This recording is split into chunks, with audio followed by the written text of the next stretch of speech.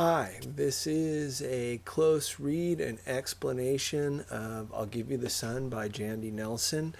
It is an explanation of the end of chapter 6, chapter 7, and a beginning of chapter 8 to set you up for the ending of the novel and to answer a little bit of the questions that are posed on the focus questions.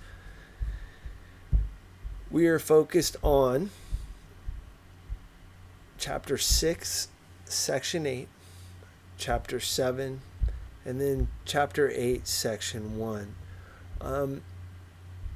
At the end of chapter 6, Oscar and Jude have made a connection.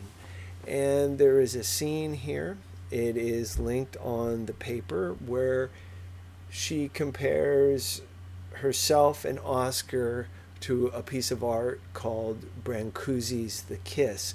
You might remember earlier on in the story there is another reference to a piece of art called The Kiss by Rodin, which is two individuals very sensually entwined. This is much different. So Brancusi's The Kiss, if you click on the link, is this. It's a very primitive piece. It shows two people joined together as a single person. You can even see the single eye, the combining of the two.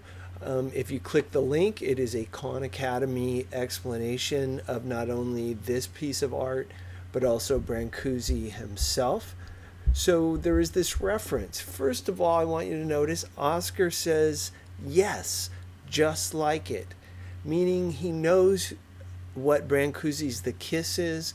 This is a moment where they're connected both in their knowledge, their intellectual capability, this reference, but also in this acknowledgement that they're unified as a single. Jude refers to it as a split apart and then explains. So Plato, and if you don't know who Plato was an ancient Greek, one of the original philosophers. Plato talked about these beings that used to exist that had 4 legs and 4 arms and 2 heads. They were totally self-contained and ecstatic and powerful. Too powerful. So Zeus, who's the king, cut them all in half and scattered all the halves around the world so that humans were doomed to forever look for their other half, the one who shared their very soul. Only the luckiest, and here's an idea of luck, only the luckiest humans find their split apart. Okay? So there is this deep idea. It is seen within this piece of art, and I want you to see the image again of the single unit that has been split into 2.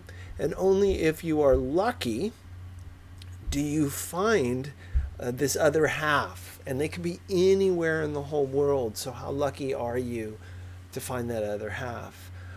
There's this reference to Guillermo and his dearest, and they are called, they were split apart for certain. So there is this moment with Oscar. Oscar is connected. There are references to pieces of art. Again, there's references to philosophers like Plato and mythical beings and the story of our creation.